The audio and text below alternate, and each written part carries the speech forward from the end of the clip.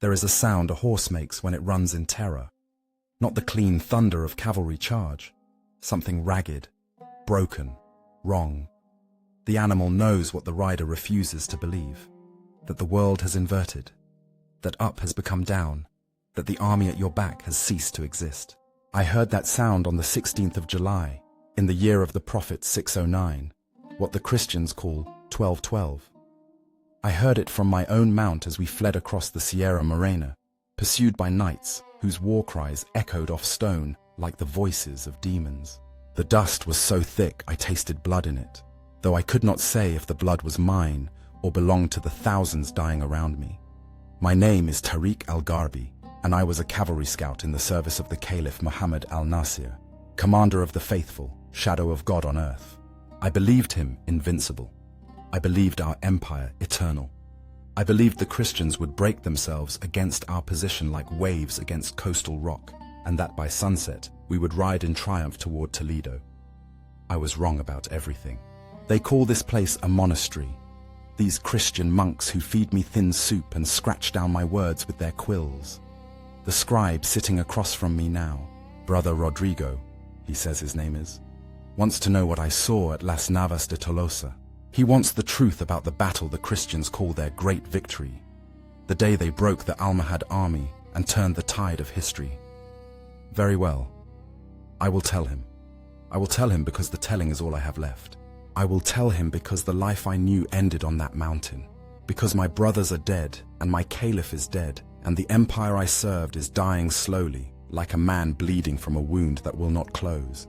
I will tell him what I saw, what I knew, what I did not understand until it was too late. To understand how we came to that terrible day, I must go back to the spring of that year, when the army crossed from Morocco into Al-Andalus. I had made that crossing before. The Strait of Gibraltar is narrow enough that on clear days you can see Spain from the African shore, but never with such numbers. The fleet required weeks to ferry us across. Heavy cavalry from Marrakesh with their scale armor and fine weapons.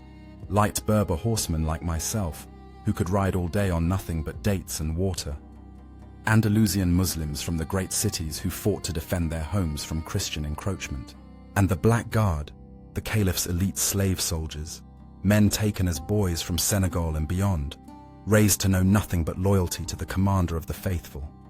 I remember standing on the Spanish shore after my crossing, watching ship after ship arrive. The smell of salt spray mixed with the smoke of cooking fires. The sound of 70,000 men, perhaps more, perhaps less, I cannot say with certainty, speaking Arabic and Berber and the strange dialects of the Sahara. We believed ourselves a wave that would sweep the Christians into the sea. We believed God favored our cause. I was 23 years old that spring. I had been born in a village near Fez, the son of a cavalry officer. My childhood was spent learning to ride the way other boys learn to walk. Berber horsemanship is not like the heavy cavalry of the north. We ride with only a neck rope, no saddle, no stirrups. The horse becomes an extension of your body. You learn to shoot arrows at full gallop, to wheel and strike and vanish before the enemy can respond, to read terrain like a book written in stone and grass. When I was 16, my father brought me before the Caliph's recruitment officers. They took me into the scouts, the eyes of the army, riding ahead to find water, to locate enemy positions, to report back intelligence that commanders used to plan their campaigns. It was honored work. I was proud to serve. The Caliph himself I had seen only from a distance before the campaign of 1212. Muhammad al-Nasir was not a warrior in the mold of his father, who had crushed Alfonso of Castile at Al-Arcos 17 years before, but he carried himself with the dignity of a man who believed he ruled by divine mandate. He was 43 years old, his beard still black, though streaked with grey, his eyes sharp and calculating. He wore robes of green silk and rode a white Arabian stallion that was said to be descended from the Prophet's own mount. Around him at all times moved the Black Guard, 200 men, perhaps 300, I never counted them precisely, dressed in dark armor that caught the sun like beetle shells. They spoke little. They needed to speak little. Their presence communicated everything. We marched north through Al-Andalus that spring and early summer. gathering strength as regional emirs added their contingents to our force. I remember riding through countryside that had been Muslim for nearly 500 years, olive groves and vineyard terraces, whitewashed villages with minarets rising above red tile roofs, the call to prayer echoing at dawn and dusk. This was our land. Our fathers and grandfathers had built these cities, irrigated these fields, composed poetry and studied astronomy and medicine in these libraries. In 1211, the year before Las Navas, the Caliph had captured the castle of Salvatierra from the Knights of Calatrava, Christian warrior monks who combined religious fanaticism with military discipline. The siege had lasted months, but when the castle fell, it sent a message that reverberated across Christendom. The Almohads were resurgent. The tide was turning against the northern kingdoms. The dream of pushing Islam out of Iberia was dying. The fall of Salvatierra was why the Pope in Rome proclaimed a crusade. Pope Innocent III called upon all Christian kingdoms to unite against the Moorish threat. He promised spiritual rewards for those who fought, forgiveness of sins, a place in paradise. It was a mirror of our own jihad, the holy struggle that justified our campaigns. Both sides believed God marched with them. Both sides were certain of divine favor. As we moved north toward the Sierra Morena mountains in early July, the heat became oppressive. The Spanish summer is different from the heat of Morocco, drier, more relentless. The sun a weight on your shoulders that never lifts. We rode through land that grew increasingly barren. The grass burned yellow, the streams reduced to trickles. Dust rose from the passage of thousands of hooves and settled in our throats, our eyes, the folds of our clothing. At night, the temperature dropped sharply, and men huddled around fires, speaking in low voices about the battle they knew was coming.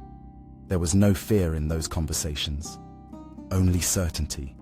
We had superior numbers, or so we believed. We had the finest cavalry in the world.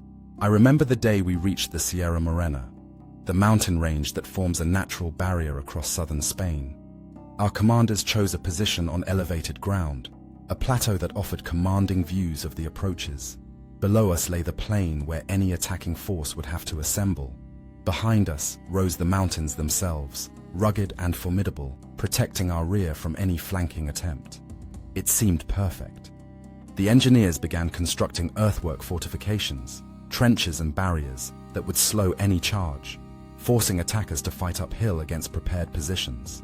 In the center of our encampment, the Caliph's tent was erected, a massive pavilion of red and gold silk, visible from miles away, a statement of power and confidence. Around it, in concentric rings, the Black Guard took their positions. I saw them drilling in the July heat, their movements precise and mechanical, their faces expressionless.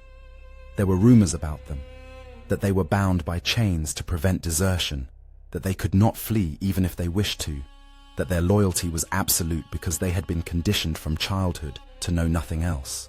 My role as a scout meant I spent those days before the battle riding the perimeter, studying the approaches, looking for weaknesses in our position that the enemy might exploit.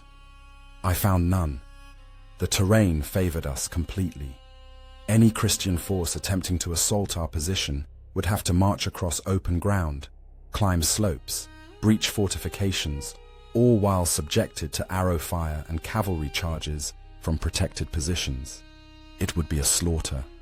I reported this to my commander, a grey-haired veteran named Yusuf ibn Tashfin, not the famous conqueror of that name, but a descendant who bore it proudly. He listened to my assessment and nodded. "The Christians are brave," he said, "but bravery without wisdom is just another word for suicide. They will come, they will die, and we will ride north to their cities and take what remains." I believed him. We all believed. On the 15th of July, the day before the battle, Christian forces appeared on the plain below. I was among the scouts who rode close enough to observe their assembly. They came in columns that seemed endless, infantry with spears and shields, crossbowmen, heavy cavalry and mail hauberks, knights wearing the crosses of military orders. 3 Christian kings had united against us. Alfonso VIII of Castile, the man my caliph's father had defeated at Alarcos. Peter II of Aragon, and Sancho VII of Navarre, called the Strong for reasons I would soon understand. This coalition was unprecedented. The Christian kingdoms spent more time fighting each other than fighting us. That they had set aside their rivalries spoke to their desperation, though we did not interpret it as such at the time. We saw it as a gathering of the doomed. I watched them make camp that evening, their fires spreading across the plain like scattered stars. I tried to count their numbers and could not. 50,000? 80,000? More? It did not matter. We held the high ground. We had fortifications. We had cavalry that could strike and withdraw before their heavy knights could respond. As I rode back to our lines that night, I felt something close to pity for the soldiers below. They had come so far to die on this mountain. That night, the Caliph addressed the army. I was too far back in the ranks to hear his words clearly, but they were repeated by commanders, passed from unit to unit until everyone knew what he had said. He spoke of jihad and martyrdom, of the duty to defend the lands of Islam, of the certainty of victory. He held aloft a Quran that was said to contain an enormous emerald, a talisman of power and divine blessing. The soldiers roared their approval, voices rising into the darkness, a sound like thunder rolling across the mountains. I roared with them. I believed every word. We did not sleep much that night. How could we? Tomorrow would decide everything. Tomorrow we would prove that the Almohad Empire was eternal, that Christian expansion had reached its limit, that God truly favored the faithful. I lay on my bedroll, staring at the stars, listening to the sounds of 70,000 men preparing for battle. The rasp of whetstones on blades, the creak of leather being oiled, the low murmur of prayers. Somewhere in the distance, a horse whinnied. Another answered. The night smelled of smoke and sweat and the dry earth of Spain in summer. I thought about my father, who had taught me to ride, who had told me that a Berber horseman was worth 10-foot soldiers, that mobility and skill could overcome any disadvantage. I wondered if he was watching from paradise, if he could see what was about to unfold. I hoped he would be proud. Dawn came slowly on the 16th of July. The sun rose blood red over the eastern mountains, staining the sky the color of carnage. I took this as an omen, though I did not know whose blood it foretold. We ate quickly, dates, dried bread, water, and prepared our weapons. My bow was carved from African wood, compound and recurved, capable of punching through mail at 200 paces. I had 40 arrows in my quiver, each one fletched with eagle feathers, each one balanced and straight.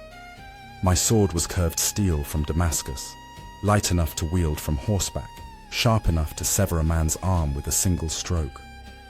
I wore leather armor reinforced with metal plates, not as heavy as the infantry's gear, not as light as pure cavalry would prefer, a compromise between protection and mobility. My horse was a desert-bred mare, brown with a white blaze on her forehead, 14 years old and utterly fearless. Her name was Zahara, flower in Arabic, though she was no delicate thing. She had carried me through 3 campaigns and never faltered. The Christian assault began around mid-morning. We heard them before we saw them. The thunder of drums, the blare of war horns, the rhythmic chanting of prayers. Then they appeared at the base of the slope, a wall of men and steel advancing uphill toward our fortifications. The first wave consisted of infantry, shields locked, moving in disciplined formation despite the grade of the terrain. Our archers opened fire when they reached effective range. I watched arrows arc into the sky, blackening the air like a swarm of locusts, then descend into the Christian ranks. Men fell. Shields bristled with shafts. The formation wavered but did not break. They kept coming. Behind the infantry came the knights, heavy cavalry on massive warhorses, lances leveled, armor gleaming in the July sun. They charged uphill with a sound like an earthquake, hooves striking stone, the earth trembling beneath their weight.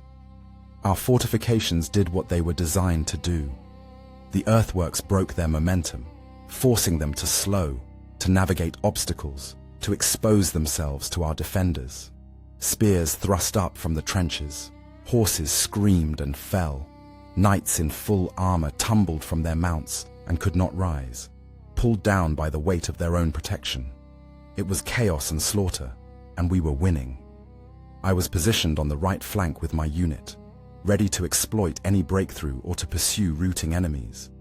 For hours, 2, perhaps 3, it is difficult to judge time in battle. We watched wave after wave of Christians assault our position and fail. The slope before our fortifications grew slick with blood. Bodies piled in the trenches. The smell was overpowering. Blood and voided bowels and the sharp metallic tang of fear. Still they came. I remember thinking that Christians must love death, that their religion promised them rewards for martyrdom just as ours did, that they were spending lives like a rich man spending gold, reckless and profligate. Our commanders rode among us, shouting encouragement, pointing to the carnage below as evidence of God's favor. "See how they die!" one captain screamed. "See how heaven protects the faithful!" And we believed. Sweet God and his prophet, we believed. It was early afternoon when everything changed. I cannot tell you the exact moment because I did not understand what was happening at first. There was a disturbance in the rear of our formation. Shouts, confusion, the sound of cavalry moving in directions they should not be moving. I turned in my saddle and saw impossible things. Christian knights where no Christian knights should be, emerging from the mountains behind us, striking our position from an angle we had assumed was protected. Later, I would learn they had found a pass through the Sierra Morena, a route we did not know existed or had not thought worth guarding.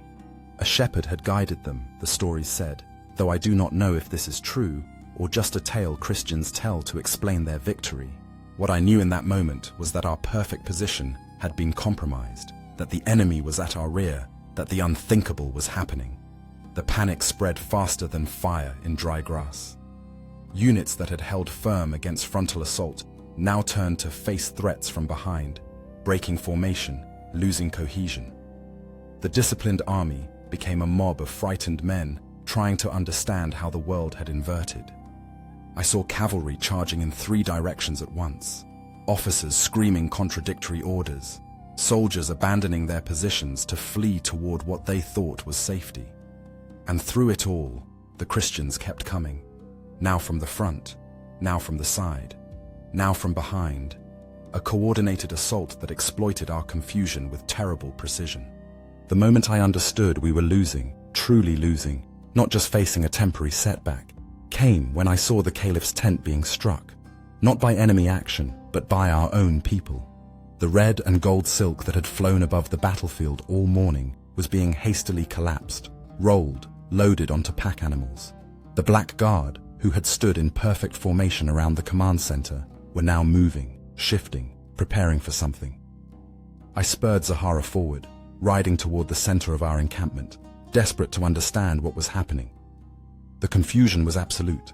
Cavalry units that should have been holding the flanks were streaming past me in retreat. Infantry threw down their weapons and ran. Officers with wild eyes grabbed at passing soldiers, trying to restore order, but their voices were lost in the chaos. The sound. I will never forget the sound. Not the clash of weapons or the screams of the wounded, but something deeper. The collective realization of thousands of men that they had been betrayed by their own certainty, that the impossible was occurring, that death was coming, and there was no stopping it. I reached the inner perimeter where the Black Guard held their position. They had formed a circle around the Caliph's tent. What remained of it, shields locked, spears outward, a wall of dark armor and grim determination. I could not see the Caliph himself through the press of bodies, but I knew he was there. He had to be there. If the commander of the faithful had fled, if the shadow of God on earth had abandoned the field, then nothing made sense anymore. Then the universe had no order. Then we were not soldiers in a holy army, but just men dying on a mountain for no reason at all. A Christian cavalry charge struck the Black Guard from the western side. I saw it happen from perhaps 50 paces away, too close to flee, too far to help. The knights who led that charge wore no surcoats I recognized, but I learned later they were Navarrese, led by King Sancho himself, the man they called the the strong. They hit the Black Guard like a mailed fist striking a shield, and for a moment, one eternal moment, the guard held. Spears thrust into horses. Knights were pulled from their saddles. Men fought with swords and daggers and bare hands, grappling in the dust, killing each other with the desperate fury of those who know there is no retreat, no surrender, no mercy. But the Christians kept coming. More knights, more cavalry, pressing against the Black Guard's formation, finding gaps, widening them, pushing deeper. I saw the circle begin to collapse. I saw Black Guard soldiers, men who had never known defeat, who had been raised from childhood to die protecting the Caliph, begin to fall back. Not fleeing, but yielding ground step by step, still fighting, still killing, but no longer holding their position. And then I saw him, the Caliph. Muhammad al-Nasir, commander of the faithful, fourth of the Almohad line, descended from the Prophet, bearer of divine authority. He was mounted on his white stallion, surrounded by perhaps 20 of the Black Guard who had managed to stay with him. He was not fighting. He was not rallying the troops. He was leaving, riding away from the battle, away from the tent where he had promised us victory, away from the army that had believed in him. His face, I was close enough to see his face, showed no expression. Not fear, not shame, not sorrow. Just a kind of blank acceptance, as though he had already left his body, and what remained was just a shell going through the motions of survival. I do not know why I did what I did next. Training, perhaps. Loyalty. Stupidity. I turned Zahara toward the Caliph's retreating party, thinking I could join them, protect them, serve some purpose in the collapse of everything I had known. But the Christians were already between us. A knight on a massive warhorse, his surcoat torn and bloody, saw me riding toward the command group and moved to intercept. We met in a collision of horseflesh and steel. His lance struck my shield. I barely got it up in time, and the impact nearly threw me from the saddle. I dropped the shield, useless now with a lance head buried in it, and drew my sword. He had a mace, a brutal weapon designed to crush armor. We circled each other for perhaps 3 heartbeats, our horses dancing, both of us trying to find an angle. Then he charged. I did what Berber cavalry are trained to do. I used Zahara's agility. We pivoted at the last second, and his mace whistled past my head close enough that I felt the wind of its passage. My sword caught him across the back as he overextended, cutting through the mail links, biting into flesh. He roared, pain and rage combined, and wheeled his mount with shocking speed for such a heavy animal. We engaged again. This time his mace connected with my shoulder, a glancing blow, but enough to numb my entire left arm. I struck back, my blade finding the gap between his helmet and his gorget, and he fell from his horse without a sound, dead before he hit the ground. There was no time to breathe, no time to think. More Christians were coming. I looked for the Caliph's party and could not see them. They had disappeared into the chaos, swallowed by dust and distance and the press of bodies. My commander, Yusuf ibn Tashfin, was nowhere to be found. My unit had scattered. I was alone on a battlefield that was no longer a battlefield, but a killing ground, a place where order had dissolved into pure survival. Zahara was bleeding from a cut on her shoulder. When had that happened?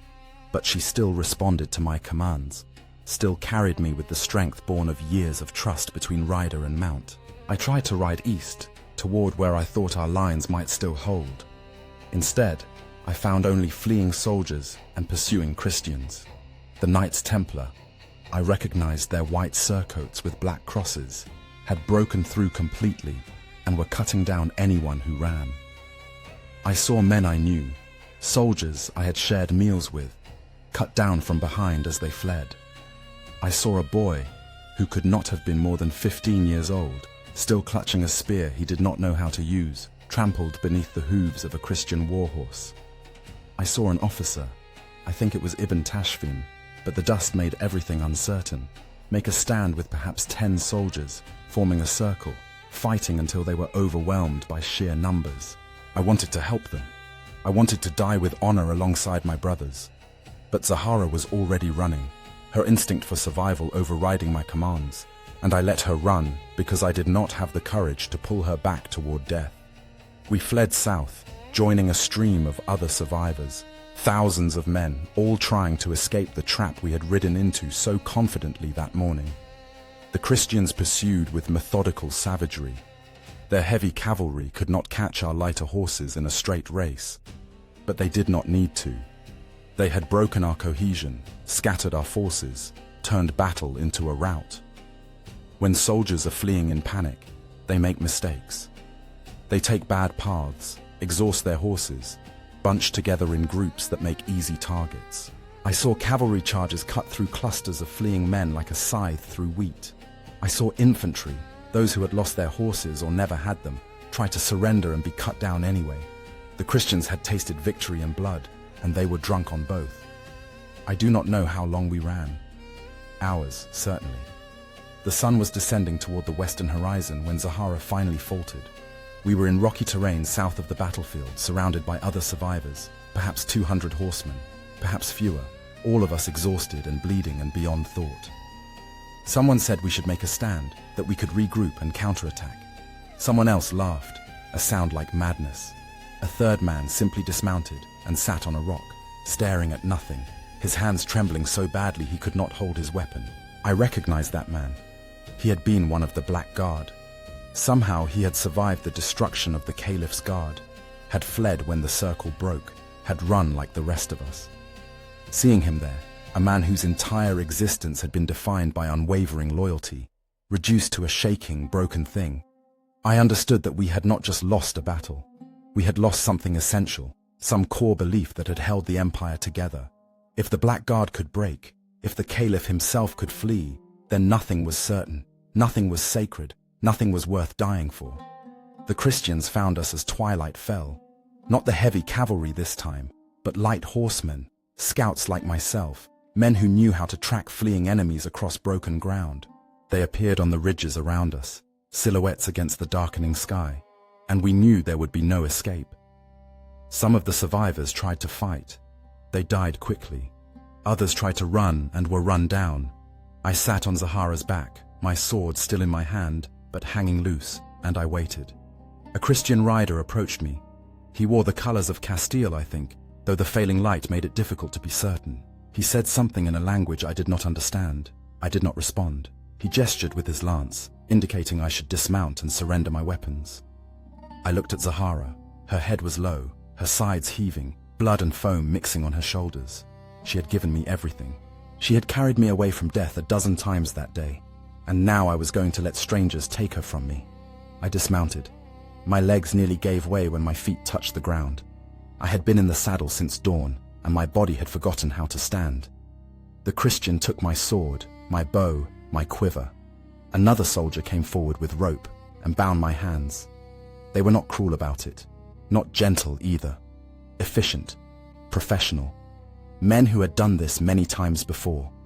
They took Zahara with the other captured horses, leading them away into the gathering darkness. I never saw her again. I tell myself she was treated well, that some Christian knight recognized her quality and gave her a good home. I tell myself this because the alternative, that she was killed for meat or worked to death, is unbearable. They marched us north through the night.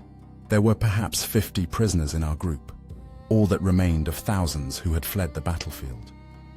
We could not walk quickly. Most of us were wounded, all of us were exhausted. But the Christians did not seem to care about speed. They were victorious. They had time. They talked among themselves in Spanish and Latin, languages I understood poorly, but their tone was clear. Satisfaction, relief, the giddy energy of men who had survived something terrible and come through to the other side. Once I heard laughter. I wanted to hate them for it, but I could not find the energy. Hate requires conviction, and mine had died on the mountain. At some point during that night march, one of the Christian officers rode alongside our column and spoke to us in broken Arabic. He said we were prisoners of King Alfonso of Castile. He said we would be taken to Christian lands and held until ransom could be arranged, or we would be put to work in service of the church. He said we should thank God, their God, that we were alive, that the kings had ordered mercy for prisoners rather than execution. He said this as though we should be grateful. Perhaps we should have been. I had seen enough men die that day to know that being alive was something, even if it felt like nothing. We reached a Christian town, I never learned its name, 3 days later. They put us in a stockade, a pen like animals, and gave us bread and water. A priest came and spoke about salvation and Christ and the offer of baptism. Some prisoners converted. Whether from genuine spiritual conviction or simple survival calculus, I do not know. I did not convert. Not then. I clung to the faith I had carried into battle, though it felt hollow now, like armor that no longer fit. We prayed at the proper times, those of us who still could, facing east toward Mecca, speaking the words we had spoken all our lives. But the words felt empty. If God was merciful, if God was just, if God rewarded the faithful and punished the wicked, then what had happened at Las Navas de Tolosa? What sense did any of it make? After 2 weeks in that stockade, during which several prisoners died of their wounds and others fell into a silence from which they never emerged, I was sold to this monastery. I do not know how the transaction occurred or what price was paid for me. I only know that one morning soldiers came and took me and 3 other prisoners, bound us to a wagon, and drove us west for 5 days. We arrived at this place, San Pedro de Cardeña, the monks call it, in early August. The abbot, a thin man with gentle eyes, examined us like livestock, checking our teeth and our limbs, asking questions through a translator about our skills and our health. When he learned I could read and write Arabic, that I had served as a scout and had knowledge of horses and tactics, his interest increased. He said something to the soldiers who had delivered us. Money changed hands, and I became property of the church. They put me to work in the stables at first.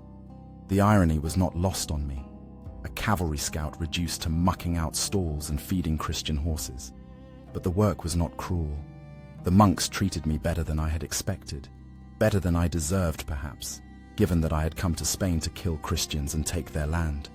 They fed me adequately, gave me a cell to sleep in, allowed me to pray in my own fashion, as long as I did not disturb their services. Over time, as I learned fragments of Latin and Spanish, as they came to trust that I would not flee or cause trouble, where would I flee to? They gave me more responsibilities. I helped train their horses. I repaired tack and saddles. I worked in the gardens, the library, the kitchens, the routine of monastic life, prayers at fixed hours, work assigned and completed, the rhythm of days and seasons became my existence. It was not freedom, but it was life. And after Las Navas de Tolosa, life was more than I had any right to expect. The news of the caliph's fate reached us slowly, filtered through rumors and the fragments of information that penetrated even monastery walls. Muhammad al-Nasir had fled to Morocco after the battle, the stories said. He had reached Marrakesh and shut himself in the palace, refusing to speak to anyone, refusing to explain the disaster, refusing to take responsibility. Some said he fell into a deep melancholy. Others said he recognized that his authority, based on the assumption of divine favor and military invincibility, had been shattered irreparably. In the year following Las Navas, which the Christians call 1213, word came that the caliph was dead. The cause was unclear.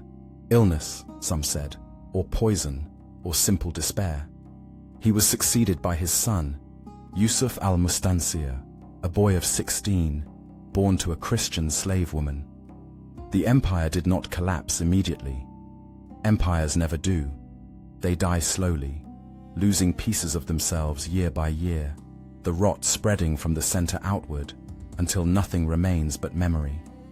I have been in this monastery for 27 years now. I am 50 years old, my beard gone grey, my hands marked with the scars of work and age. The monks who first brought me here are mostly dead or too infirm to remember my arrival. The current generation knows me only as Tariq, the Moor who works in the stables and sometimes helps Brother Rodrigo with translations when Arabic documents come into the monastery's possession. They do not know I was at Las Navas de Tolosa. They do not know I served the Caliph. They do not ask about my past, and I do not offer it. Until today. Brother Rodrigo came to me 3 days ago with an unusual request. He is young, perhaps 30 years old, and earnest in the way of men who have found purpose in the church. He had heard, he said, that I had been a soldier in the Almohad army. He wanted to know if I would tell him about the Battle of Las Navas de Tolosa, the great Christian victory that had turned the tide against the Moors. He would write down my words, he said. He would preserve my testimony. Future generations should know what happened there, should understand both sides of the conflict. He offered me no payment beyond what I already received, my keep, my cell, my daily bread. But he offered me something else, the chance to speak, to bear witness, to ensure that some version of the truth survived beyond my death. I considered refusing. What good would it do to relive those memories, to open wounds that had barely scarred over? But then I thought about my brothers who died on that mountain, about the soldiers whose names I had forgotten, but whose faces sometimes visited me in dreams. They deserved to be remembered. Even in defeat, even in failure, they deserved to have their story told. So I agreed. What I have told Brother Rodrigo over these past 3 days is what I have told you now, though his quill moves slower than thought, and much must be condensed, simplified, lost in translation between Arabic and Latin. He asks me questions sometimes, seeking clarification or detail. Did the Caliph really have the Quran with the emerald? I tell him yes, I saw it, though I was never close enough to verify the stone's authenticity. Was it true the Black Guard were chained together? I tell him I saw chains. Whether they bound individual soldiers or served as fortifications I cannot say with certainty. Memory is unreliable, especially memory of chaos. I can tell him only what I saw, what I felt, what I believed in the moment. The larger truth, the historical truth, must be assembled from many voices, many perspectives. Mine is only one. Brother Rodrigo wants to know if I have converted to Christianity in my heart, even if I have not taken baptism. It is a question he has asked before, in different ways, and I have never given him a satisfactory answer. The truth is complicated. I still pray as a Muslim, still face Mecca, still recite the words I learned as a child. But faith is more than words and gestures. It is the bedrock of certainty upon which you build your life.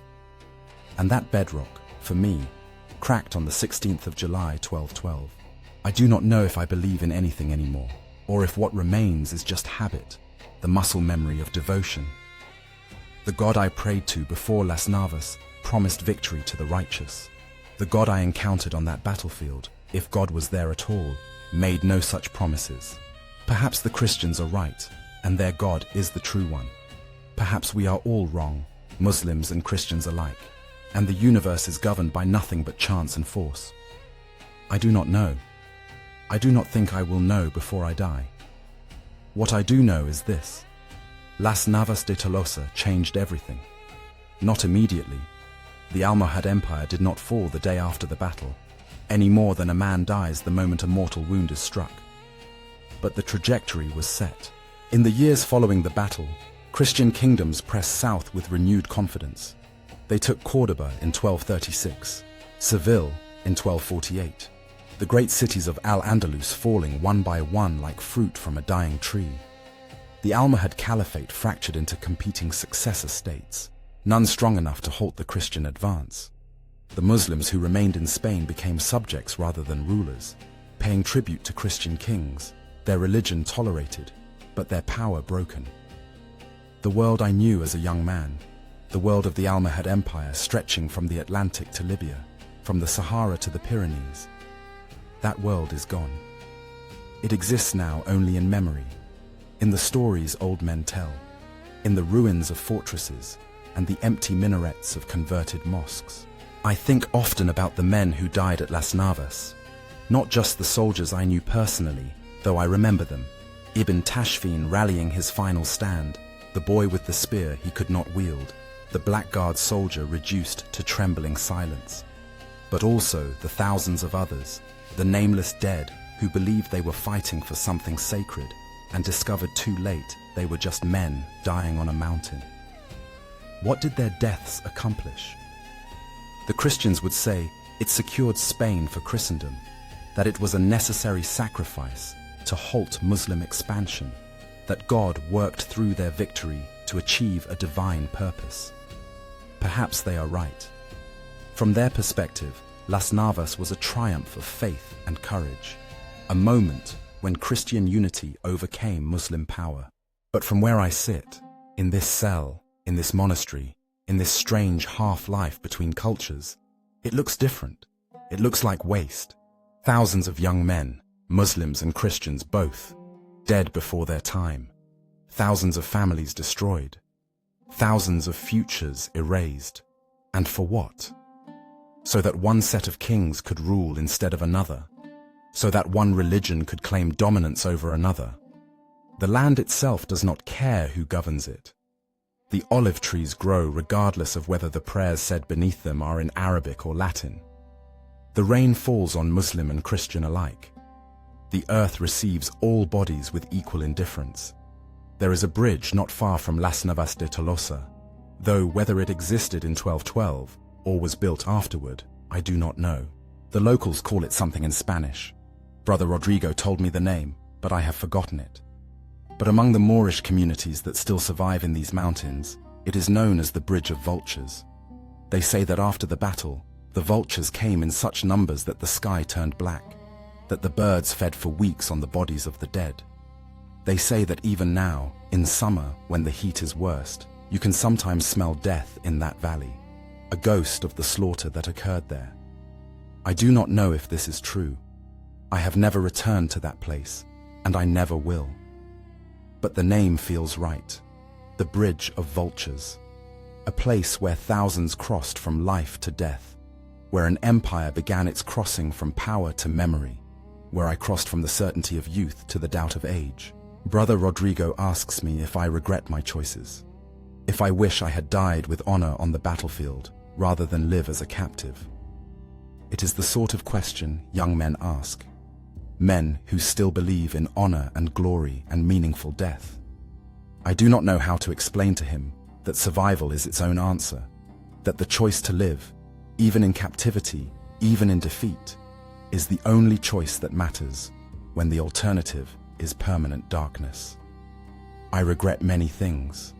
I regret that I was not skilled enough or brave enough to make a difference in the battle. I regret that I survived when better men died. I regret that the empire I served was built on the same foundations of conquest and violence as the Christian kingdoms that destroyed it. That we were not the righteous defenders of faith we imagined ourselves to be, but simply another empire in a long history of empires, rising and falling according to patterns that have nothing to do with divine favor. But do I regret being alive? No. Life is its own justification.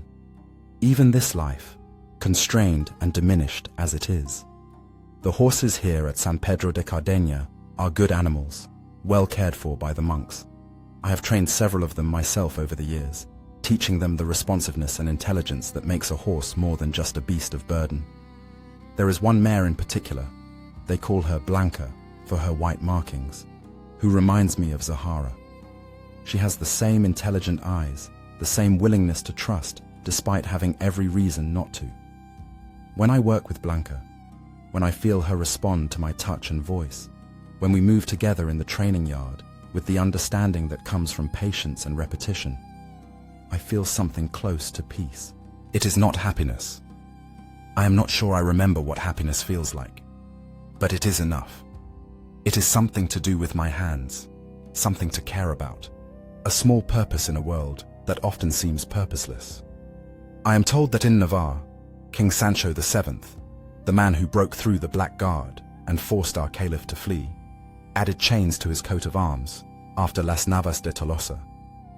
The story says he broke the chains that bound the Black Guard around the caliph's tent, and this feat became his heraldic symbol, 8 golden chains surrounding an emerald. Brother Rodrigo showed me an illustration of this coat of arms in one of the monastery's books. I looked at it for a long time, trying to reconcile the image with my memories. Were there really chains binding the guard? I remember defensive fortifications, barriers of wood and metal designed to slow cavalry charges. I remember the Black Guard standing in formation, shields locked, spears outward, but chains binding individual soldiers. I cannot say with certainty. Memory is a story we tell ourselves, and stories change with each telling. Perhaps there were literal chains. Perhaps Sancho truly broke them. Or perhaps the chains are metaphorical, the bonds of loyalty and duty that held the guard in place, the psychological restraints that prevented them from fleeing until those restraints shattered under the weight of impossible circumstances. Either way, the image is powerful. A Christian king breaking Muslim chains. It tells the story the victors want told. What the Christians do not talk about, what their histories will not record, is what happened to the men who survived. The prisoners like myself, scattered across monasteries and estates and cities throughout Christian Spain. The refugees who fled to Morocco and Granada and what remained of Muslim territory. The families destroyed by the battle, the children who grew up fatherless, the wives who waited for husbands who would never return. History remembers the kings and the battles. It forgets the aftermath, the long, slow work of continuing to live in the ruins of what was lost. We are footnotes, if we are remembered at all, the Moor in the stable, the prisoner who learned Spanish, the man who was there when an empire fell. Our stories do not fit the grand narratives of crusade and reconquest, of Christian triumph and Muslim defeat. They are too small, too personal, too ambiguous, but they are no less true for being small. I am old now, and I will not live much longer. My joints ache in the morning. My breath comes short when I climb the stairs to the chapel. My eyes fail in dim light. Perhaps I have another year, perhaps 5. God, whichever God there may be, will decide. When I die, the monks will bury me in the monastery cemetery, in ground that has been consecrated to a faith not my own. They will say prayers over my body in Latin, commending my soul to their heaven. I do not mind. The earth does not care about prayers. And if there is an afterlife, if the promises of religion are true, then I will face judgment not for the words I spoke or the rituals I performed, but for what I did with the life I was given. I did not choose to survive Las Navas de Tolosa. I did not choose to become a prisoner, to spend nearly 3 decades in a Christian monastery, to outlive the empire I served and the faith that sustained me. These things happened to me, and I endured them because the alternative was to surrender to despair. Perhaps that is enough. Perhaps endurance is its own form of courage, less celebrated than battlefield heroism, but no less difficult. I do not know. What I want Brother Rodrigo to understand, what I want whoever reads this testimony to understand, is that the Battle of Las Navas de Tolosa was not what either side claims it was. It was not a triumph of Christian virtue over Muslim aggression. It was not divine judgment against the unfaithful. It was not the inevitable result of superior tactics or righteous cause. It was chaos. It was confusion. It was thousands of men trying to kill each other on a hot July day because their kings and their priests told them God demanded it. Some of those men were brave. Some were cowardly. Most were simply doing what they thought they had to do, following orders, trying to survive, caught in currents of history too large to understand or resist. I was one of them. I did my duty. I fought. I fled. I survived. And now I remember, though memory is a burden as much as a gift. The sun is setting beyond the monastery walls. Through the small window of my cell, I can see the light turning gold and amber, the color of the Spanish summer I remember from that terrible day 27 years ago. Brother Rodrigo has stopped writing. His hand is cramped from hours of transcription, and there are ink stains on his fingers. He looks at me with an expression I cannot quite read. Pity, perhaps, or respect, or simple exhaustion. He asks me if there is anything else I want to say, any final thoughts to complete my testimony. I tell him no. I have said what I needed to say. The rest is silence. But that is not entirely true. There is one more thing, though I do not know if Brother Rodrigo will write it down, or if it will survive the translation from Arabic to Latin, to whatever language future readers speak. When I close my eyes at night, when I am balanced on the edge of sleep, I sometimes hear Zahara's hooves striking the ground at full gallop. I feel her muscles bunching and releasing beneath me, the perfect synchronization of rider and mount. I smell the desert wind that carried us across the Strait of Gibraltar to Spain, when we believed we were invincible, when the world made sense, when I was young and certain and alive in ways I will never be again. And for just a moment before sleep takes me, or before I wake to another day in this cell, I am free. I am riding across open country with no destination and no pursuit, no kings to serve and no gods to satisfy. Just a man and his horse moving through the world as they were meant to move. The bridge of vultures is behind me. The monastery walls have not yet been built. The battle has not been fought.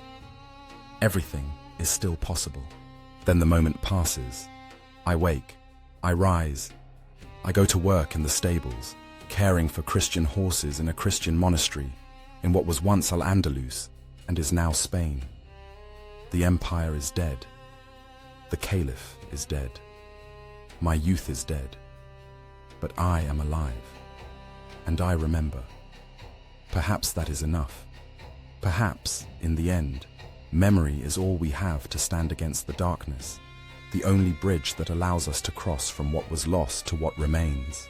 If so, then this testimony is my final service, not to the Almohad Empire, which no longer exists, nor to the Caliph, who died in shame, nor even to the faith I carried into battle and lost somewhere on that mountainside. This testimony is for the dead, for the thousands who fell at Las Navas de Tolosa and were forgotten by history, whose names no chronicle records, whose graves no monument marks. They were there. I was there. We lived. We fought. We died, or we survived. And now, in these words that Brother Rodrigo writes down with his careful Latin script, we are remembered. It is not much, but it is something. It is what I have to give.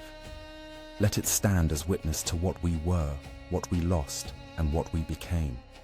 Let it be enough.